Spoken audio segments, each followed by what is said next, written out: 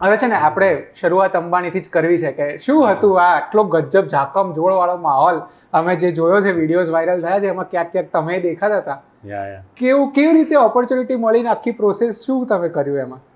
તો એ ઓપોર્ચ્યુનિટીની શરૂઆત તો એ હતી કે આપણે પોતે જ એમની અપડેટ્સ ટીવી પર ને ફોન પર લેતા હોઈએ અને અચાનક એવો ફોન આવે કે will you be a part of this wedding, તો ઇટ ફીલ સો ડિફરન્ટ. એટલે નીતાબેનનો જાતે ફોન આવે કે હોય છે?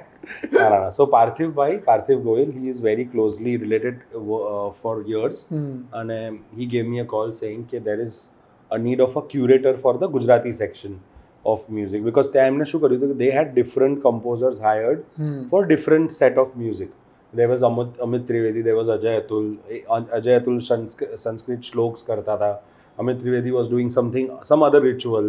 પછી they needed somebody to do Gujarati. હવે ગુજરાતીમાં શું હતું કે આપણે લાઈવ પરફોર્મ કરાવવાનું હતું, તો they were looking for a curator જેનાથી things can go smooth. હવે એક બાજુ લગન ચાલતા હોય, you can't go wrong. એવું નથી કે આ કંઈક એક ઇવેન્ટ છે કે જેમાં તમે શૂટ છે કે જેમાં તમે કટ રીટેક લઈ લીધો. દેર ઇઝ એકચ્યુઅલી એક રિચ્યુઅલની સામે આપણે ગાવાનું છે, એ ટાઈમલી ગાવાનું છે, ત્યાં ગેસ્ટ આવેલા છે, ઇમ્પોર્ટન્ટ વીઆઈપીઝ આવેલા છે, તો યુ હેવ ટુ, એટલે ઝીરો ચાન્સીસ છે mistake, you can't make mistakes. Yeah તો so I was very happy. I was like let's do it. અને આઈ થિંક અબાઉટ 11-12 દિવસ પહેલાં I started going to the rehearsals and all. So જે team મારી પાસે હતી, જે સિંગર્સ અમે લોકોએ ફાઇનલાઇઝ કર્યા હતા, એમની સાથે અમે રિહર્સલ્સ કર્યા. અને ઓનેસ્ટલી મને એક વસ્તુ એ ફેમિલીની એટલી ગમે છે કે કદાચ આપણે એઝ પીપલ અરાઉન્ડ અસ આપણે થોડા વધારે વિલાયતી થઈ ગયા છે, આપણે થોડા મોડર્ન થઈ ગયા છે. એટલે આપણો જ્યારે કોઈ વરરાજા નીચે ઉતરે ને તો આપણું એક હિન્દી કે પંજાબી ગીતથી એન્ટ્રી થાય, કે આજકાલ લોકો ગુજરાતી લોકો બી ઇંગ્લિશ ગીતોથી એમના વિડીયોગ્રાફર્સને એ લોકો ઇંગ્લિશ ગીતો મૂકે છે, ત્યારે આ લોકો ટ્રેડિશનલ મ્યુઝિક આપણું ગુજરાતી લગ્ન ગીત જ વાપરે છે, which is what I loved about it. કે ધીઝ ગાઈઝ હેવ, એટલે એ લોકોએ સાચવ્યું છે ટ્રેડિશન. એટલે એમની કોઈ સ્પેસિફિક રિક્વાયરમેન્ટ હતી કે અમને આવા જ પ્રકારના સોંગ જોઈએ છે? હા, એવું કન્વર્ઝેશન કઈ હતું? સ્પેસિફિક વોઝ કે અમને આપણા રિચ્યુઅલના જ ગીતો, અને it was a set list that they had selected and finalise, કે આપણા જ ગીતો, કોઈ પ્રકારનું બીજું એવું સંગીત નહીં, ટ્રેડિશનલ સાઉન્ડ, આપણી ઓળખાણ. કેમ કે ત્યાં બધા નોન ગુજરાતીઝ તો હતા જ, નોન ઇન્ડિયન્સ બી હતા. દે વોન્ટેડ ટુ ટેલ ધેમ કે ધીસ ઇઝ અવર ઇન્ડિયા. તો દરેક સંગીતકારને એ પહેલાં તો એ જ કહેવામાં આવ્યું હતું કે મેક શ્યોર કે આપણે એ લોકોને આપણે બતાડીએ કે this is our tradition and culture. જે ઓનેસ્ટલી વોટ આઈ ઓલવેઝ, મેં આની પહેલાં બી એક નાનો એક્સપિરિયન્સ મારો એમની જોડે છે ફોર સમ ઇવેન્ટ, તો મને આ વસ્તુ બહુ ગમી છે એમના. અને I feel I have learned also.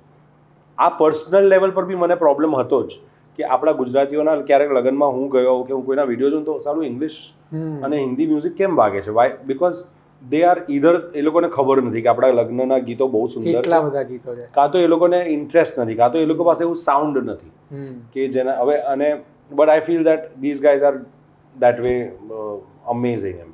અને બસ એ કર્યું અને સીધું we rehearsed for a few days, અને દેન ફાઇનલી લગ્ન થયા અને અમે સંગીત. તો ડિરેક્ટ કપલ સાથે કે મુકેશભાઈ કે અનિતાબેન સાથે વાત થઈ હતી? એવો મોકો મળ્યો? 1-2 જગ્યાએ ઇન્ટરેક્શન નાના મોટા થયા હતા. They were there when we were doing, they were rehearsals were happening, they were suggestions that had come.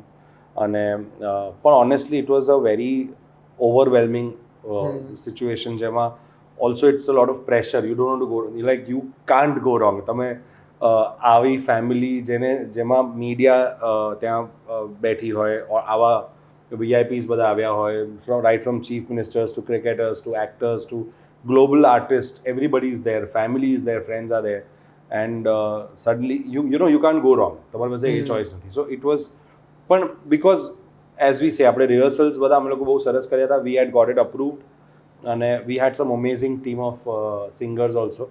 We had Osman ભાઈ, આદિત્ય, કીર્તિ સાગઠિયા, અને બીજા 2-3 જણા, જાનવી શ્રીમાનકર હતા અને પાર્થિવભાઈ હતા, અને all of them. So it was fun for us. Ended up like a normal show જે આપણે કરીએ એવી રીતે. પણ ઓબ્વિયસલી અહીંયા બહુ બધી સિસ્ટમેટિક વેમાં પ્રોટોકોલ સાથે બધું ધ્યાન રાખવામાં આવે છે.